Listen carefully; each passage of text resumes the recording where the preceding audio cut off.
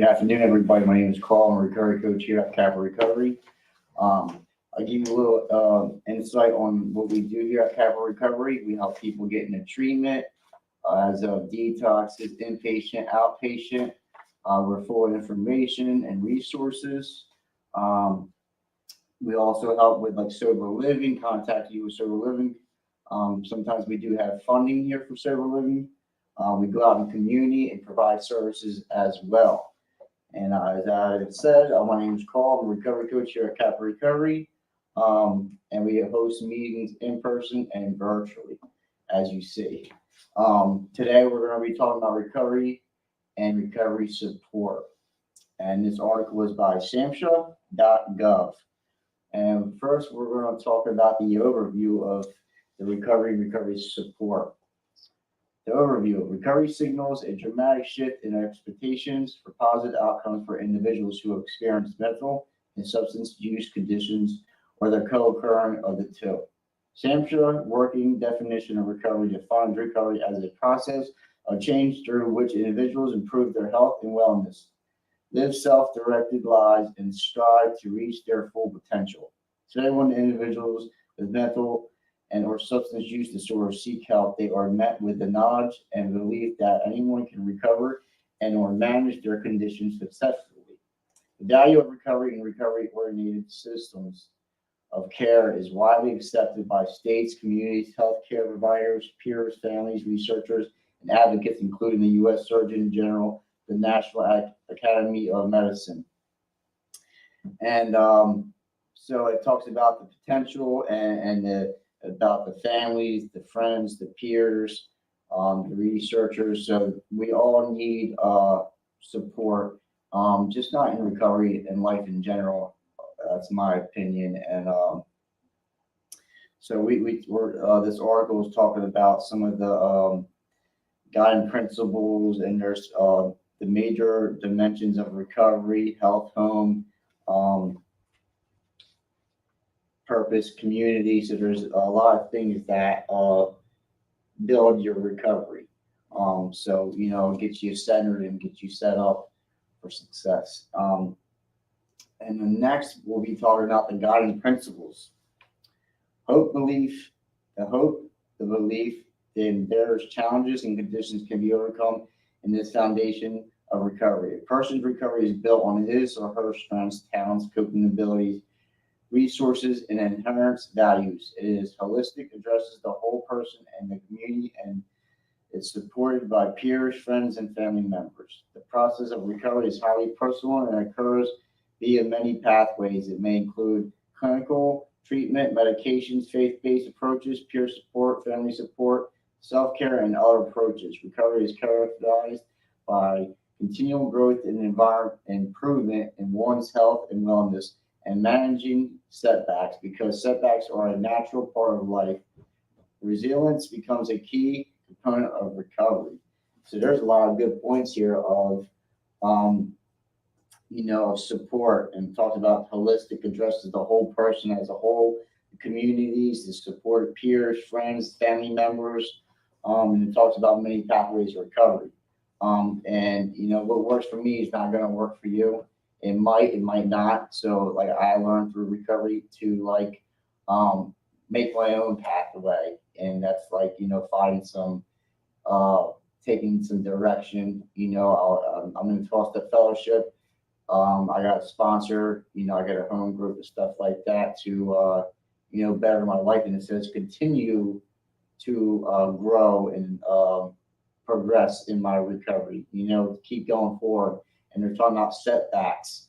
We all have setbacks in life, and just what do we do about those setbacks? Do I have healthy coping skills? Do I have support? Do I have to have something to move forward in life, because life shows up, and what am I going to do? So I have to have this stuff set intact that I can use and utilize, and so I can deal with this in whatever situation I'm going through. So there's a lot of components here that's really beneficial for people's recovery, as my own as well.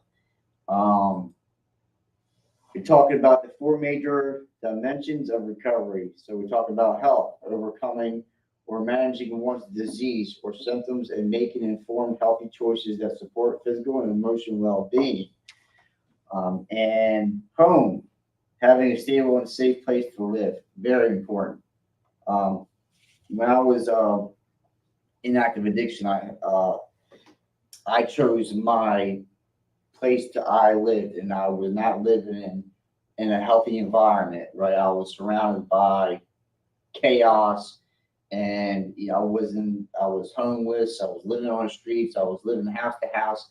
I never had a stable place to live. I never had that safe haven. That was all due to my own doing.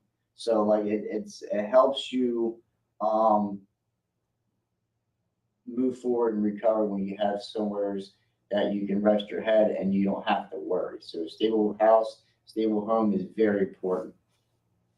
We talk about purpose, conducting meaningful daily activities such as a job, school, uh, volunteerism, family caretaking, or creative innovators, and independence, income, and resources to participate in society. So, Ricardo talks about a purpose. When I first came in treatment, I mean, into recovery, finding that purpose. And I'm still looking for that purpose, right? I'm not still looking for it. I have my purpose, but when we have our purpose here, we always can continue to grow and always have room for improvement, room for change, room for growth. So today, I know my purpose here is to help the next person in recovery, right? And there's many purposes I have. Be a good friend, a good boyfriend, a good son. My purpose here is to be a good person and to better myself in society. And it talks about community, having relationships and social networks that provide support, friendship, love, and hope. So we have to be active in our community and having healthy relationships and healthy jobs. Being a productive member of society, we talk about as well. And this part is recovery and relationships. So the process of recovery is supported through relationships and social networks that is often involves family members who become the champions of their loved one's recovery. They provide essential support to their family members' journey of recovery and similarly experiences the moments of positive healing as well as the difficult challenges families of people in recovery may experience, adversities in their social, occupational, and financial lives, as well as in their overall quality of family life. Their experiences can lead to increased family stress, guilt, shame, anger, fear, anxiety, loss, grief, and isolation. Woo. And isolation, the concepts of resilience is in recovery as also vital for family members who need access to initially supports that promote their health and well-being. The support of peers and friends is also crucial, engaging and supporting individuals in recovery. Peer support assists individuals to engage or stay connected to the recovery process. Through a shared understanding, respect, and mutual empowerment, peer support extends beyond the reach of clinical treatment into the everyday environment, providing non-clinical strengths-based support. This relationship can help lay the foundation of Samsha for the four dimensions of recovery. So this part talks about the peer support. So how we assist individuals as a peer recovery specialist is we help you along your process of recovery. And it talks about we're not doctors, we're not clinical, we're not medicine prescribers. We're a person that can help you from start and to through your process of recovery and like I said, get you in treatment. Be there as a support system to listen to you, to actually help you and care about you to better your life. Um, and sometimes you don't get that from the outside world, because they don't have a better understanding on you. That's why you build this relationship as a peer support specialist to the individual to help you further along your recovery. And like aftercare is big. Like I said, we can get you into treatment, IOP, inpatient, outpatient. Then you can to transition to sober living. There's many pathways that we can help you with in your recovery. As long as you want it, and we can work as a team to help you save your life. And it's beneficial for the participant and the peer recovery specialist because it helps both of us. You help me as well. Um, so the next part is recovery support. Hampshire Advanced Recovery Support System to promote partnering with people in recovery from mental and substance use disorder and their family members to guide their behavioral health system and promote individuals, programs, and system level approaches that foster health, resilience, increase housing to support recovery, reduce barriers to employment, education, and other life goals, and secure necessary social supports in their chosen communities. Man, this article is great. I like this article. And it talks about helping you with barriers. So like when I first got clean and like I had a lot of barriers. I didn't have a job. I didn't have healthy relationships. I didn't have transportation. I didn't have education. I didn't have goals. I didn't have a good I had support, but like in my mind, like it was tough to get vulnerable and get intimate with another person to be completely honest and opening up for the help I needed. And this is as a recovery coach, we eliminate the barriers to further you in life and further you in your recovery. So we come up with like a recovery management plan to see where your assets and what we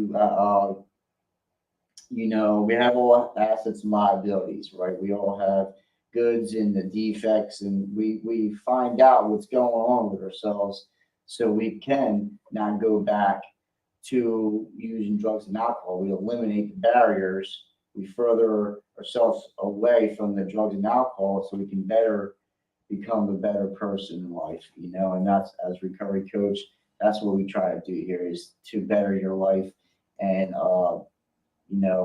hopefully we don't have to go back to what we used to do, and we have a choice today not to, I know I found like it talks about my purpose, like in it, and there's a lot of things that we have to do to keep what we have in recovery. I mean, we have to maintain our recovery on a daily basis, and sometimes life shows up, life on life terms really do show up.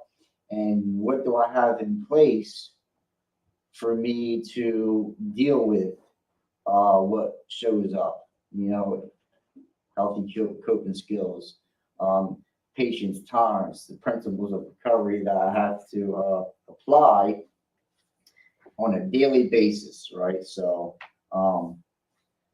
let's see what else we got here. And it says recovery support is provided in various settings. Recovery support services help people enter into and navigate systems of care, remove barriers to recovery, staying engaged in the recovery process, and live full lives in communities of their choice. Recovery support services include cultural and linguistically, I don't know. I'm sorry, I don't know that word. It's a big one. Appropriate service that assists individuals and families working toward recovery from mental and or substance use problems. They incorporate a full range of social, legal, and other services. The facilitate recovery, wellness, and linkage to a condition coordination among services providers and other supports showing to improve quality of life for people and their families in their seeking recovery. Recovery support services may be provided before, during, and after clinical treatment, or may provide individuals who are not in treatment but seek support services. These services provided by professionals and peers are delivered through a variety of community and faith-based groups.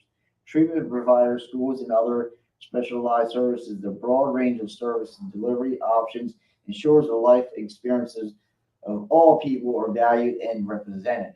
For example, in the United States, there are 34 recovery high schools that help reduce the risk in high school environments. For youth with substance use disorders, these schools typically have high retention rates and low rates of students returning to substance use. Additionally, Hampshire is bringing recovery supports to scale technical assistance centers, strategies, advanced effective recovery supports and service for people with mental or substance use disorder and their families.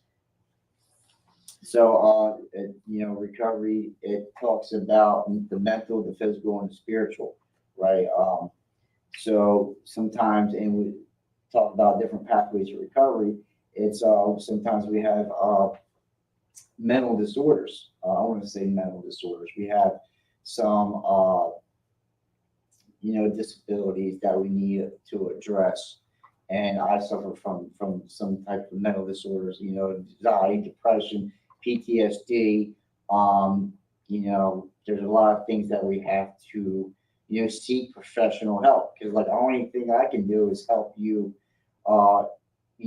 find that resource to help you get the help that you need, that support system. Because I'm not a doctor, I'm not a specialist, I'm not a provider, a healthcare provider. I'm a recovery coach, and I'm here to help you in your recovery.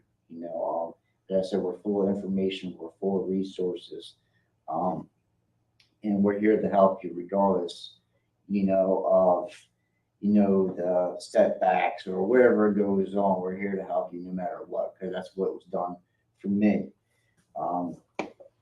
So like this article touches on a lot of key points on recovery support systems. And like I said, there's church, we go, there's another pathway, church, 12-step fellowships, smart recovery. What else? There's the holistic side of things, the mind, body, spirit. There's a lot of, pathways to recovery. Like you have to find what works for you. Like I said earlier, I go to 12-step fellowship. I do go to church. I do have a God of my understanding. I do have a sponsor. I do go to meetings. I am in service.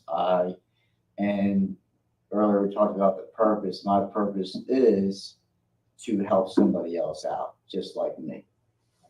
That's just for me in my recovery process. God's been very fortunate to give me the opportunity to pass my recovery along to other recovering addicts and alcoholics, which is amazing. I can't believe it sometimes, right? And it's just a very blessed and grateful that I can do what we do here. And you guys are more welcome to always come in to the center. You guys are more welcome to show up virtually. So, and this last part here talks about cultural awareness and competency.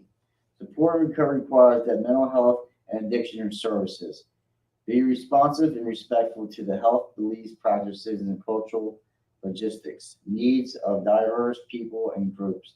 Actively addresses diversity in the delivery of services. Seek to reduce health disparities in access and outcomes. Cultural competency describes the ability of individual or organizations to interact effectively with people or different cultures to produce positive change. Practitioners must understand the cultural context of the community that they serve, and they have the willingness and skills to work within the context. This means drawing on community-based values, traditions, and customs, and working with knowledgeable people from the community to plan, implement, and evaluate recovery activities. Individuals, families, and communities that have experienced social and economic disadvantages are more likely to face greater obstacles to overall health characteristics, such as race or ethnicity, religion, low socioeconomic status, gender, age, mental health, disability, sexual orientation, or gender identity, geographic location, or other characteristics, holistical linked to inclusion of discrimination and known to influence health status. And there's some big words in here. SAMHSA is committed to addressing these health disparities by providing culturally and there's appropriate mental health prevention, harm reduction, treatment, and recovery support programs.